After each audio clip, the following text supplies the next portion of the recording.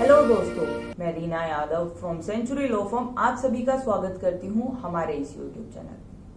दोस्तों, law field से जुड़े होने के साथ साथ मैं एक लड़की भी हूं और लड़कियों के साथ या उनके सामने होने वाली घटनाओं को मैंने भी अनुभव किया है।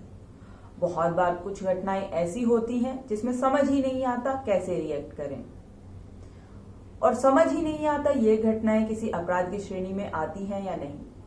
तो इसी प्रकार के कुछ सवालों के जवाब देने के लिए हमारे साथ मौजूद हैं हमारी फर्म के senior advocate Suhail Shah ji. Sir, आपका स्वागत है। Thank you Reena. तो सर, मेरा पहला सवाल है कि कोई लड़का किसी लड़की का पीछा करता है, हालांकि ना ही वो कोई कमेंट करता है ना ही कोई इशारा करता है, तो क्या ये भी किसी क्राइम की श्रेणी में आता है? रीना, देखिए, जो सवाल आपने किया है इसका मैं डिटेल में जवाब देना चाहूंगा कि जब कोई लड़का इल इंटेंशन के साथ किसी लड़की का लगातार पीछा करता है, मेरे शब्दों पे आपको ध्यान देना होगा, मैं कह रहा हूं लगातार, यानी एक बार हो सकता है कोइंसिडेंस हो, लेकिन अगर बार बार वो उसका पीछा कर रहा है या लड़की की इच्छा के विरुद्ध उससे कांटेक्ट करने का प्रयास करता है, उससे बात करने का प्रयास करता है, या यह हरकत नहीं भी करता है, उस लगातार स्टॉकिंग करता है, तो इसको लॉ की भाषा में, आईपीसी की भाषा में स्टॉकिंग का अपराध कहा गया है, इसको स्टॉकिंग कहा गया है। और आईपीसी के प्रोविजन 354 सब क्लोज डी के अंदर ही डिफाइन किया गया है कि ऐसा अगर कोई करता है तो ये अपराध की श्रेणी में ही है और इसके खिलाफ एफआईआर हो सकती है। 354 सब क्लोज डी की एफआईआर हो सकती है। और यदि ये दोष सिद्ध हो जाता है, यानी ट्रायल सिद्ध हो जाता है और ट्रायल के बाद उस व्यक्ति को दोषी मान लिया जाता है, तो दोषी पाए जाने पर कोर्ट उस बंदे को 3 साल तक की सजा दे सकती है और साथ साथ उस पर फाइन भी लगा सकती है, या दोनों से उसको दंडित किया जा सकता है। यानी stalking is an offence under the IPC, Indian penal code, जिसके अंदर अपराध की श्रेणी में ही आता है, ये एक अपराध है।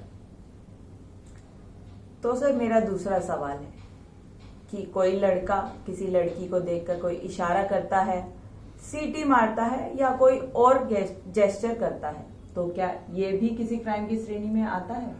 देखिए, आपको ये समझना होगा कि हर लड़की को अपनी लज्जा बनाए रखने का एक पूर्ण अधिकार लॉ ने दिया है कि हर लड़की, हर महिला अपनी लज्जा, अपनी मोडेस्टी को बनाए रखेगी, बरकरार रखेगी।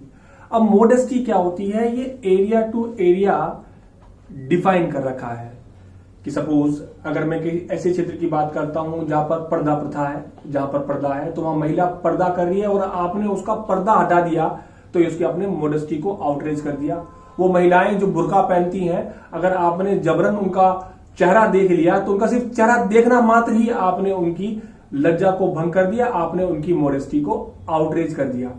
और क्योंकि मोडेस्टी को बनाए रखने का अधिकार लॉ ने आपको दिया है, महिलाओं को दिया है, तो यदि कोई बंदा आपकी मोडेस्टी को इंसल्ट करता है, आउटरेज करता है, तो ये एक ऑफेंस है, ये 509 की कैटेगरी के अंदर फॉल होगा और इसमें दोषी पाए जाने पर 3 साल तक की सजा या फाइन या दोनों से उसको दंडित किया जा सकता है। और साथ साथ यदि वो सीटी या गाने वगैरह भी कोई ऐसा करता है तो इसके लिए एक सेपरेट सेक्शन आईपीसी में दिया है 294, वहां 3 महीने की सजा और उसको दी जा सकती है, तो वो भी एक ऑफेंस की कैटेगरी में आता है। और हाँ, ये आईपीसी के अंदर, हमारे इंडियन लॉ के अंदर अपराध है और ऐसा करने वाले को सजा का प्रावधान हमारी आईपीसी, हमारे लॉ में दिया गया है। तो इसी के साथ आगे बढ़ते हैं और मेरा तीसरा सवाल है, ऐसा बहुत बार मुझसे पूछा गया है, क्या किसी को प्रपोज करना, क्या किसी से अपने प्यार का इजहार करना क्राइम है? बड़ा, देखिए, अगर मैं खाली प्रपोज वर्ड की बात करूं, तो प्रपोज एक वाइड वर्ड है। हालांकि जॉब के लिए भी प्रपोजल दिया जाता है, तो ये प्रपोजल शायद वो प्रपोजल नहीं है जो सवाल आप मुझसे करना चाह रही हैं। अपने प्यार का इजहार करना, अपनी भावनाओं को व्यक्त करना, या किसी के लिए शादी के लिए प्रपोज करना, दोस्ती के लिए प्रपोज करना, क्या ये अपराध की श्रेणी में है? यही शायद आपका सवाल है। देखिए रीना मैम, अगर मैं आपसे बात करूंगी ना, सिर्फ प्रपोज के नाम से कोई ऐसा ऑफेंस पूरी आईपीसी में डिफाइन नहीं है कि प्रपोजल इज एन ऑफेंस। यानी प्रपोज करना, अपनी भावनाओं को व्यक्त करना, किसी को शादी के लिए अपना प्रस्ताव देना या दोस्ती का प्रस्ताव देना, ये अपराध की श्रेणी में आता है या नहीं आता है, इसके बारे में आईपीसी साइलेंट है। लेकिन ये डिपेंड करता है कि आपके प्रपोज करने का तरीका क्या है। जैसे कि अभी मैं आपसे कुछ क्षण पहले बता रहा था कि हर महिला को अपनी मोडेस्टी बनाए रखने का अधिकार है, तो ऐसे ही आपके प्रपोज करने का तरीका क्या है, आप किस तरीके से उसको प्रपोज कर रहे हैं, इस पर डिपेंड करता है कि क्या वो एक्ट आपका ऑफेंस है या नहीं। जैसे कई बार सामने आता है कि कुछ लोग प्रपोजल क्या धमकी देते हैं कि नस काट लूंगा वरना हाँ कर, तो ये प्रपोजल नहीं है, ये एक धमकी है। It is an offence, it is an offence. या कोई आदमी बीच सड़क पर किसी लड़की का हाथ पकड़ लेता है और हाथ पकड़कर उसको फिजिकली टच करके बोलता है कि मेरी ये मन की भावना है, मैं आपसे प्यार करता हूं या आपको पसंद करता हूं या आपसे शादी करना चाहता हूं, yes it is an offence. क्योंकि आपने एक फोर्स का इस्तेमाल किया, आपने उसकी मोडेस्टी को आउटरीच किया। वहीं अगर सिंपल भाषा में आपने अपने मन का एक प्रस्ताव, एक अपने मन की भावना उसको व्यक्त की है और आपने उसकी मोडेस्टी को भी बरकरार रखा है, आउटरीच नहीं करी है, इंसल्ट नहीं करी है, तो ये कोई ऑफेंस नहीं है, ये कोई अपराध नहीं है। यानी प्रपोजल ऑफेंस है या नहीं है, ये आपके प्रपोज करने के तरीके पर, प्रपोज करने के एक्ट पर डिपेंड करेगा कि आपने कोई अपराध किया है या कोई अपराध नहीं किया है। तो सर मेरा अगला सवाल है, बहुत बार ऐसा देखा और सुना जाता है कि ट्रायल रूम्स में, मॉल्स में, शॉप में जब लड़कियां चेंज करने के लिए जाती हैं, ट्राई करने के लिए जाती हैं कपड़े, तो ऐसा लगता है कि कोई उन्हें देख रहा है या कोई उनकी फोटो क्लिक कर रहा है। तो क्या ये भी कोई क्राइम है? Yes, it is a very, आपने बड़ा सेंसिटिव क्वेश्चन ये किया है। और ऐसे कुछ बेकार लोग, गंदे लोग और गंदी मानसिकता के लोग होते हैं कि जो लोग ऐसी हरकत, ऐसे एक्ट करते हैं जिनका आपने जिक्र किया है। इसको समझने के लिए आपको जानना पड़ेगा कि इंडियन कॉन्स्टिट्यूशन ने आपको राइट टू प्रिवेसी दिया है, राइट टू प्राइवेसी दिया है, यानी अपनी निजता को बरकरार रखने का अधिकार। और जब मैं वॉशरूम में होता हूं या जब मैं ट्रायल रूम में होता हूं तो मैं अपनी निजता में होता हूं, अपनी प्राइवेसी में होता हूं, क्योंकि मैं वहां किसी और को एक्सपेक्ट नहीं करता कि मेरे अलावा कोई और भी वहां होगा। वॉशरूम हो, ट्रायल रूम हो, तो वहां सिर्फ मैं होऊंगा, या मेरा बेडरूम हो, इसमें हस्बैंड वाइफ हो, उनके अलावा कोई और को वो एक्सपेक्ट नहीं करते हैं, वो बेडरूम के अंदर हस्बैंड वाइफ हैं। यदि कोई बंदा उस प्राइवेसी के अंदर ताक झांक करता है, ताकाझाकी करता है, उनकी प्राइवेसी में आप वो वीडियो बनाता है या कैमरे की जो बात करी आपने, ऐसी कोई हरकत करता है, यस, इसको आईपीसी के अंदर वोयरिज्म के अंदर डिफाइन किया गया है, इसको वोयरिज्म माना जाएगा। यानी यदि कोई व्यक्ति ऐसा करता है तो वो वोयरिज्म का दोषी है और आईपीसी के सेक्शन 354 सब क्लोज सी के अंदर उसने ये अपराध किया है। और यह अपराध ट्रायल के बाद अगर सिद्ध हो जाता है तो उसको 3 साल तक की सजा या फाइन या दोनों से दंडित किया जा सकता है। जी सर, हम दिल्ली में रहते हैं और यहाँ पर ट्रेन, मेट्रो में आमतौर पर देखा जाता है कि बहुत सारे कपल्स कुछ आपत्तिजनक हरकतें करते हुए दिखते हैं। तो क्या ये भी कोई क्राइम है या ये किसी क्राइम की श्रेणी में आता है?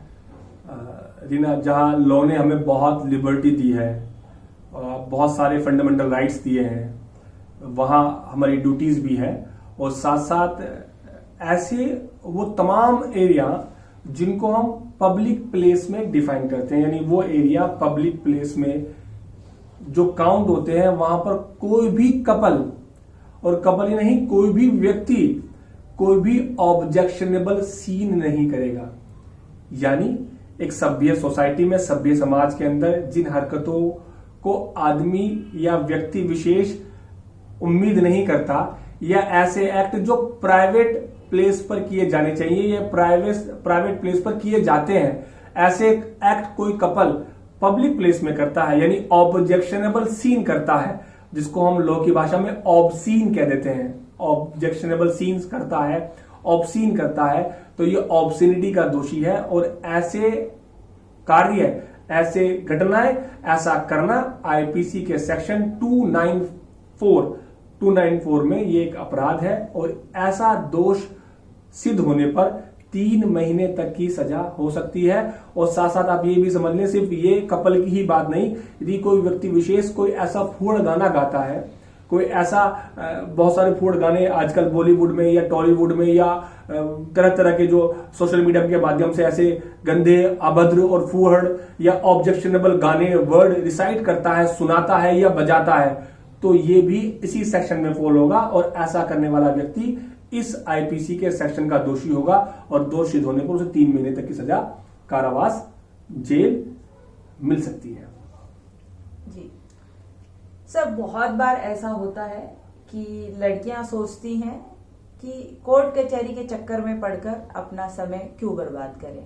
ऐसी घटनाएं हो जाती हैं जिसमें वो कोर्ट कचहरी के चक्कर में नहीं पड़ना चाहती, तो इसके बारे में आपका क्या कहना है? देखिए, अपराध पर चुप हो जाना या अपराध पर सह लेना अपराधी के लिए मौन सहमति होती है, यानी ये मान लिया जाता है कि आपने अपराध का साथ दिया है। तो अपराध के खिलाफ आवाज उठाना आपका ड्यूटी है, आप अपराध को रिपोर्ट करें। और सीआरपीसी के प्रोविजंस ये कहते हैं कि पीड़ित ही नहीं, कोई भी व्यक्ति कोग्निजेबल ऑफेंस को पुलिस को या एप्रोप्रिएट अथॉरिटी को, एजेंसी को रिपोर्ट कर सकता है। दूसरी बात, बहुत बार ये भ्रम होता है कि अगर मैं इस ऑफेंस को रिपोर्ट कर दूंगा या कर दूंगी तो रिपोर्ट करने के बाद मुझे थाने के चक्कर काटने पड़ेंगे, मुझे कोर्ट कचहरी के चक्कर काटने पड़ेंगे, मुझे कोई वकील अपॉइंट करना पड़ेगा या मुझे न्याय महंगा पड़ जाएगा, मुझे कोई वकील अपॉइंट कर कोई पैसे देने पड़ेंगे। नहीं, ये आपका मिसकंसेप्शन है, ये आपका भ्रम है, भ्रांति है। क्योंकि दोस्तों, जब कोई आपकी कंप्लेंट पर, आपकी शिकायत पर कोई अपराध दर्ज कर लिया जाता है पुलिस द्वारा, तो आपके नाम से दर्ज नहीं होता है।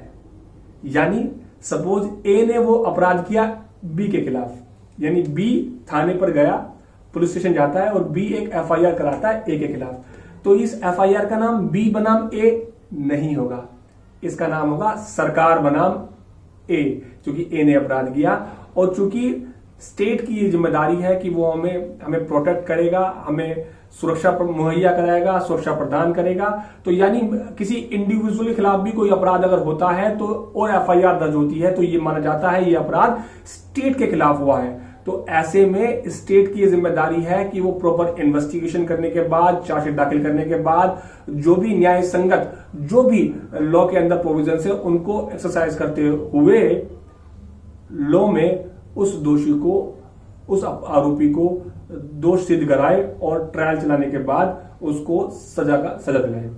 अब ऐसे में चूंकि आपने शिकायत करी है तो आप उस मुकदमे में, एंटायर केस में you are one witness only, आप उस मुकदमे के एक गवाह मात्र हैं। चूंकि आपकी शिकायत पर वो मुकदमा दर्ज हुआ है तो आप उस मुकदमे में, उसमें आप सिर्फ एक गवाह के तौर पर पेश होंगे। आपको बार बार हर तारीख पर नहीं जाना, आरोपी तो हर तारीख पर जाएगा, लेकिन आप चूंकि शिकायत करता है तो जिस दिन कोर्ट आपको बुलाएगी गवाही देने के लिए, सिर्फ आपको तब जाना होता है या एफआईआर आप रिपोर्ट करा देंगे। बल्कि अगर रेप के आरोप है तो ऐसे में प्रोविजंस भी है, 376 की बहुत सारी डेफिनेशंस है, उसमें है कि आप पुलिस को कॉल करेंगे तो आपको थाने जाने की जरूरत नहीं होती है। पुलिस आपके प्लेस पर आकर आपका स्टेटमेंट रिकॉर्ड कर आपके स्टेटमेंट पर एफआईआर को दर्ज करेंगी। यानी ये प्रोविजन सीआरपीसी के अंदर ही दिया गया है। क्योंकि सीआरपीसी में जब एफआईआर दर्ज होती है तो 154 सीआरपीसी का जो प्रोविजन है, 154 में जब एफआईआर दर्ज होती है तो उसमें ये प्रोविजन दे रखा है कि कोई महिला अगर इन अपराधों को आपको रिपोर्ट करती है तो ऐसे में पुलिस आकर उनका स्टेटमेंट लेती है और आपको थाने के चक्कर नहीं काटने पड़ते। और साथ साथ अब रही वकील की बात, तो आप चूंकि आपका केस नहीं है, वो स्टेट का केस है, तो स्टेट का केस लड़ने के लिए स्टेट के काउंसिल होते हैं जिनको हम लोग पीपी, पब्लिक प्रोसिक्यूशन बोलते हैं या सरकारी वकील बोलते हैं, जो आपका केस कोर्ट के सामने रखते हैं और आरोपी को सजा दिलाने के लिए आपका मुकदमा कोर्ट के सामने पेश करते हैं। यानी आपका भ्रम है कि आपको थाने के चक्कर बार बार काटने पड़ेंगे, आपको कोर्ट कचहरी के चक्कर बार बार काटने पड़ेंगे, ये मात्र भ्रम है और आपको अपराध को सहना नहीं चाहिए। अगर अपराध सच में हुआ है तो आप ऐसे सजा आरोपी को मिलनी चाहिए ताकि वो इस अपराध को किसी और के साथ दोबारा घटित करने के बारे में सोच भी ना सके। सर, जीरो एफआईआर के बारे में हमने बहुत बार सुना है, तो मैं आपसे जानना चाहूंगी जीरो एफआईआर क्या होती है? जीरो एफआईआर, अब समझिए कि सीआरपीसी के अंदर जो प्रोविजन है, जहां पर अपराध हुआ तो जिस थाना क्षेत्र में वो अपराध होता है उस थाने क्षेत्र के अंदर ही उसका एक क्षेत्राधिकार बनता है, यानी उस थाने क्षेत्र के जो SHO साहब होते हैं, जो स्टेशन हाउस ऑफिसर्स होते हैं, वही FIR को दर्ज करते हैं। यानी जिस क्षेत्र में अपराध करित हुआ, जिस क्षेत्र में अपराध हुआ है, उसी क्षेत्र के अंदर हमें FIR करानी होती है। लेकिन जजमेंट्स के बाद, बहुत सारे जजमेंट्स के बाद ऐसा प्रोविजन दे दिया गया है कि यदि पीड़िता किसी और थाने क्षेत्र के अंदर भी FIR या अपनी रिपोर्ट, कॉग्निजेबल रिपोर्ट को दर्ज कराती है, तो उस रिपोर्ट को दर्ज कर लिया जाएगा और बाद में यदि उस थाने के अधिकारी को लगता है कि ये मेरे क्षेत्र में अपराध हुआ ही नहीं, मेरे क्षेत्र अधिकार से बाहर है, तो वो एप्रोप्रिएट यानी जो भी उपयुक्त थाना होगा उसको वो दर्ज कर लेगा। और चूंकि यहां पर कोई अपराध को क्राइम नंबर दिया ही नहीं जाएगा, तो उसको 0 FIR कह दिया जाता है। क्योंकि जब बाद में जो उनको रिपोर्ट भेजनी होती है, कितने अपराध आपके क्षेत्र में घटित हुए, जिनकी विवेचना आपके यहाँ, जिनकी इन्वेस्टिगेशन आपके यहाँ लंबित है, पेंडिंग है, तो ऐसे में वो 0 लिख के भेजता है ऐसे अपराध के बारे में, क्योंकि वो मेरे क्षेत्र में हुआ ही नहीं, सिर्फ उसने अपने यहाँ अपराध को दर्ज किया है। और जो भी एप्रोप्रिएट यानी उपयुक्त थाना जो होता है, जहां पर FIR दर्ज होनी चाहिए वास्तविकता में, वो उनको भेज दिया जाता है। यानी आपको थाने से बेरंग नहीं लौटाया जाएगा, आपकी शिकायत पर FIR दर्ज कर ली जाएगी इररेस्पेक्टिव टू द ड्यूरेशन, यानी बिना ये देखे कि उनका क्षेत्राधिकार पड़ता है या नहीं। और ऐसी FIR को ही हम लोग 0 FIR कहते हैं। तो इसी के साथ मैं आपसे आज का आखिरी सवाल पूछूंगी। बहुत बार ऐसा होता है कि किसी आपसी रंजिश के चलते हुए, किसी आपराधिक षड्यंत्र के चलते हुए बहुत बार लड़कियां लड़कों के खिलाफ फॉल्स कंप्लेंट या FIR करवा देती हैं। तो इसके बारे में आप क्या बताना चाहेंगे? बहुत ही आपने सटीक और बहुत अच्छा ये क्वेश्चन किया है, क्योंकि आप अगर ये क्वेश्चन नहीं करते तो मैं खुद इसका जवाब देने वाला था। क्योंकि जहां जहां हमें राइट मिलते हैं, जहां फीमेल्स को प्रोटेक्शन दी गई है, राइट्स दी गई हैं, वहां कुछ महिलाएं ऐसी हैं जो निजी स्वार्थ के चलते या आपसी रंजिश के चलते या किसी लालच के चलते या किसी अन्य वजह से किसी निर्दोष व्यक्ति के विरुद्ध झूठी कंप्लेंट, झूठी FIR कर देती है। तो ऐसे में उस व्यक्ति के पास क्या अधिकार है? समझ लीजिए, जहां आपको प्रोटेक्शन मिली है वहीं आपके साथ अगर आप जानबूझ के ये जानते हुए कि ये झूठी FIR है, आप थाने में झूठी FIR दर्ज कराते हैं, तो इसके लिए भी IPC ने प्रोविजन है। IPC में प्रोविजन है कि अगर आपने झूठी FIR करी तो आपको लेने के देने पड़ सकते हैं, आपको इसकी कड़ी सजा मिल सकती है। तो समझ लीजिए, यदि आप किसी ऑफिसर को रिपोर्ट करते हैं, कोई अपराध रिपोर्ट करते हैं, ये जानते हुए भी कि ये घटना हुई नहीं, ये एक फॉल्स रिपोर्ट है, ये फॉल्स चार्ज आप किसी पर लगा रहे हैं, तो दोस्तों उस ऑफिसर को इस बात के लिए बाध्य करना कि वो अपनी लॉफुल पावर को एक्सरसाइज करते हुए किसी व्यक्ति के खिलाफ कार्रवाई करे। ऐसे में वो अधिकारी आप ही के खिलाफ IPC के सेक्शन 182 में FIR दर्ज कर सकता है और आपको उस FIR में बाद में जो भी आपके खिलाफ होगा कोर्ट के अंदर ट्रायल, और आपको दोषी सिद्ध किया जा सकता है। आपको दोषी अगर सिद्ध हो गए तो फिर आपका सजा का प्रावधान भी उसके अंदर है। दूसरी बात, किसी व्यक्ति विशेष के खिलाफ यदि आप झूठी, ये तो पुलिस ऑफिसर, क्योंकि आपने पुलिस ऑफिसर को या ये कहूं कि पब्लिक सर्वेंट को उसकी पावर को एक्सरसाइज करने के लिए आपने झूठी FIR दी, झूठी सूचना दी, इसलिए उसने FIR कर दी। और साथ साथ व्यक्ति यानी जिसके खिलाफ आपने झूठी कंप्लेंट दी है, वो भी आपके विरुद्ध एक FIR दर्ज करा सकता है। और IPC के अंदर 211 यानी 211 IPC के अंदर आपका ये अपराध दर्ज होगा। यानी आप किसी के खिलाफ यदि झूठी शिकायत या झूठा मुकदमा या झूठा चार्ज किसी पर लगाते हैं तो आपके खिलाफ 211 IPC की FIR दर्ज हो सकती है। और इसमें आपको 3 साल तक की सजा हो सकती है। और साथ साथ यदि आपने ऐसे एलिगेशंस लगा दिए हैं, आपने ऐसे झूठे आरोप लगा दिए हैं कि अगर वो आरोप में उस बंदे को दोषी मान लिया जाता तो उसको डेथ या 7 साल से ऊपर की सजा मिल सकती थी, या 10 साल की सजा हो सकती थी, या उम्र कैद हो सकती थी। तो ऐसे में 211 की इस FIR में आपको 7 साल तक की सजा मिल सकती है। यानी आपको जितनी भी वीडियोस में ये जानकारी दी गई है, ये जानकारी आपकी लीगल नॉलेज बढ़ाने के लिए दी गई है। लेकिन अगर आप इसका मिसयूज करते हैं और किसी निर्दोष व्यक्ति के खिलाफ झूठी एफआईआर करते हैं तो वो आपके खिलाफ उचित कार्रवाई कर सकता है और आपको लेने के देने पड़ सकते हैं। तो यानी अधिकार, आपको प्रोटेक्शन, शील्ड दी गई है अपराध के विरुद्ध, अपराध करने की छूट आपको नहीं दी गई है। उम्मीद करती हूं मेरे इन सवालों के साथ और सर के इन जवाबों के साथ आपको अपने बहुत सारे सवालों के जवाब मिल गए होंगे। तो हमारी इस वीडियो को लाइक और शेयर करना ना भूलें। Thank you. Thank you.